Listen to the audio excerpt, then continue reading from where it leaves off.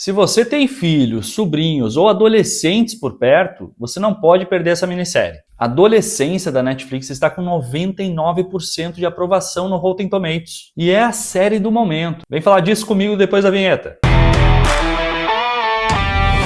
Fala, meus queridos, eu sou o Diogo Alpendre e seja bem-vindo a mais um Viu Comigo. Como a maioria sabe, eu tenho 2 filhos adolescentes e quando eu soube dessa série eu fiquei mega curioso. E agora, sem episódio novo de Ruptura, eu consegui olhar para o lado e assistir a série Adolescência da Netflix e queria falar um pouquinho do que eu achei aqui para vocês. Mas não se preocupe, eu não vou abordar nada de spoiler nesse vídeo. Ao menos nada que interfira na tua vontade de assistir ou daquilo que já tá todo mundo sabendo. Então, antes de tudo, já deixa o seu like. Se não for inscrito no canal, se inscreve, dá essa força para nós. E ativa as notificações para não perder nenhum dos vídeos novos que vão saindo no canal. Então, vamos direto para o vídeo de opinião sobre a série Adolescência da Netflix. Primeiro de tudo, a série foca nas relações entre adolescentes e adultos. E isso já é sinalizado logo no início da série, na primeira cena, quando nós vemos um pai não conseguindo se comunicar direito com o seu filho. E isso já dá o tom daquilo que nós vamos ver nos 4 episódios. Além de que ela é filmada praticamente toda em plano sequência, o que causa no espectador uma imersão ainda maior dentro da história. Nós praticamente fazemos parte da história, vivendo aquilo tudo quase em tempo real. E a série fala sobre a história de um adolescente de 13 anos que é acusado de um crime. E isso não é segredo, ok? Mas a abordagem da série é sobre as consequências relacionadas a esse crime e como elas afetam as pessoas,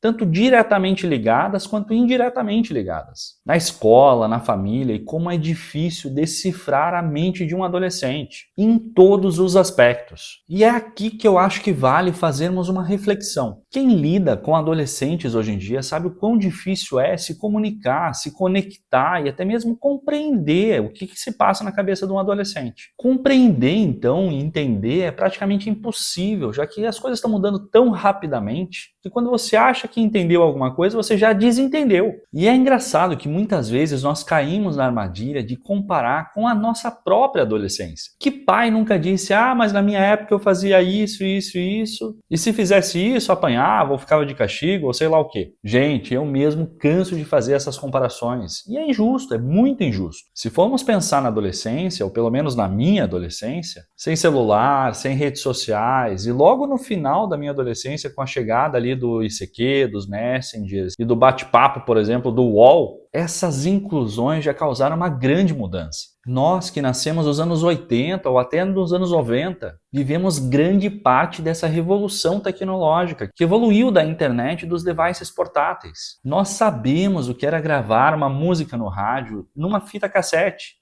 ou então ter que rebobinar um VHS para poder devolver o filme para a locadora. E mesmo assim vivemos um pouquinho da origem do que essa geração vive hoje e que nós muitas vezes nem entendemos. As nossas conversas tinham subtexto, tinham camadas, muita coisa ficava dito e muita coisa ficava subentendido. Nós sofríamos bullying e passávamos vergonha, mas voltávamos para casa e aquilo acabava. Aquela sensação de alerta desligava. Estávamos em um ambiente seguro, junto com a nossa família. E aquela sensação ficava limitada à escola e ou a determinadas pessoas. E claro, haviam situações mais graves que viravam e que geravam consequências mais drásticas. Mas ao meu ver é incomparável com o que essa geração vive hoje em dia. E a série trata bem disso. Para os adolescentes de hoje não existe só o que é dito e o que fica subentendido. Quando eles saem da escola, eles levam as frustrações juntos com eles. E esse peso para casa, que também é acompanhado pelas redes sociais. A necessidade de aprovação é constante, assim como o julgamento e o risco de sofrer bullying, seja fisicamente ou através das redes sociais ou dos mensageiros. E o pior, com camadas extras de comunicação, usando emojis, stickers ou até memes para realizar alguma ofensa ou elogio, e que são praticamente indecifráveis para um pai ou adulto próximo. E tudo isso fica nas sombras das redes sociais, já que qualquer like num comentário ofensivo e direcionado para alguém vira mais uma pessoa concordando com aquela ofensa, e minando a confiança e o moral daquele que é ofendido. É assustador, né? Fazendo a comparação incomparável, na minha época, que lembra muito a sensação de amizade e relacionamentos retratados, por exemplo, em filmes como Conta Comigo ou Os Goonies, e até mesmo na série Stranger Things. Para ficar menos idoso aqui para quem estiver assistindo, você sabia exatamente quem eram os garotos problema e fugia deles, mas aquilo estava mais controlado, porque estava limitado a determinados ambientes, como a própria escola. Hoje em dia, não só a sensação de impunidade é maior e incentiva a mais pessoas a aderirem a esse tipo de tratamento e a agirem dessa forma, como os meios são muito mais complexos e variados, o que acarreta em consequências ainda maiores para quem sofre com o bullying. E aí eu pergunto, qual é o nosso papel? Como pais ou adultos próximos, o que nós podemos ou devemos fazer? Eu não faço ideia. Só acho que devemos tentar fazer o nosso melhor. Sabendo que eles são tão limitados e podados nesse mundo exterior, o nosso papel é criar um ambiente de confiança e de liberdade para que eles possam se expressar livremente, sem julgamento, pelo menos com a gente em casa. E quem sabe assim levem um pouquinho desse sentimento para fora, dar a liberdade para que eles possam tirar dúvidas com a gente, sem pré-julgamentos, explicar de forma transparente o que eles perguntam, para que não tenham que ir procurar no TikTok ou no ChatGPT, já que no Google nem eles utilizam mais, ou não tenham que ir nos amigos deles como a única explicação, já que com certeza vai ser mega parcial e repleta de opiniões pessoais. E não se iluda, eles vão procurar esses outros meios, mas pelo menos vão ter em casa um espaço em que eles possam esclarecer dúvidas e discutir os assuntos que nós mesmos tínhamos dúvidas quando nós éramos adolescentes, mas que por não termos acesso a tanta informação, só imaginávamos as respostas e íamos descobrindo as coisas de forma gradual. E sabe o que é o mais louco disso tudo? É que como nós crescemos numa geração mais hardcore ou barra pesada, no sentido de que era quase um modo de sobrevivência, nós não queremos que os nossos filhos passem pelas mesmas dificuldades que nós.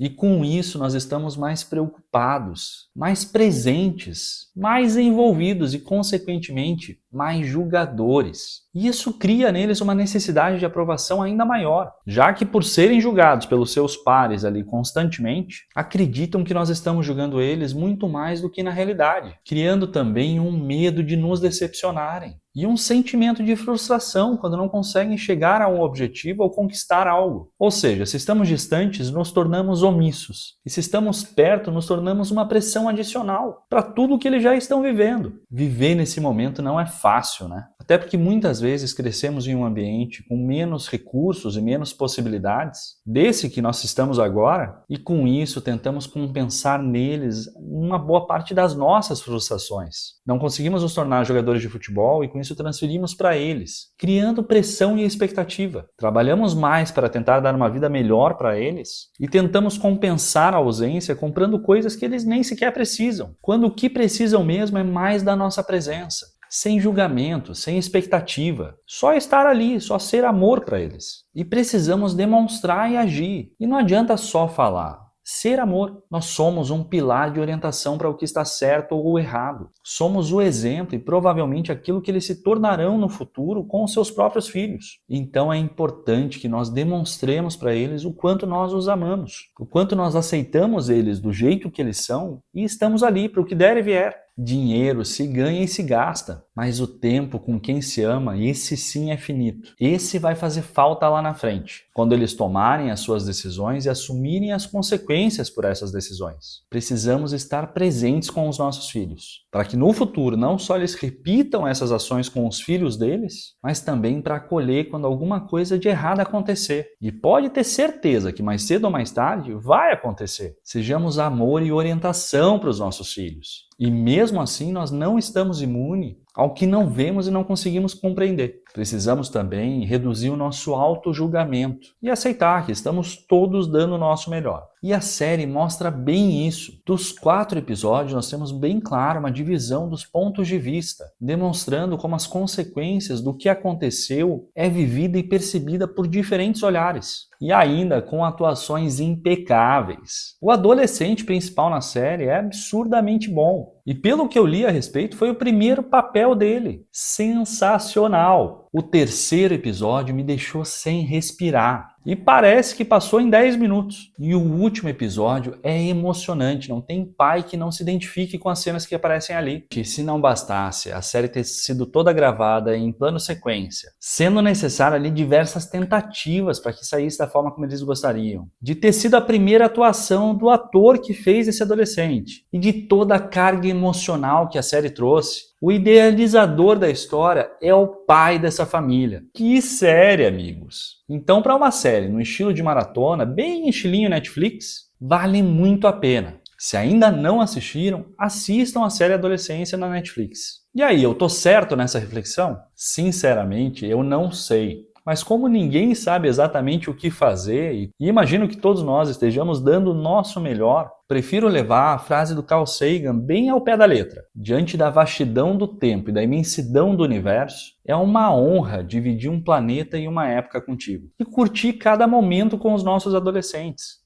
Vai passar rápido, já tá passando, nem que seja só para estar ali. Comente aqui embaixo o que você achou da série e desse vídeo. E se você não tinha visto nada disso, agora você viu comigo.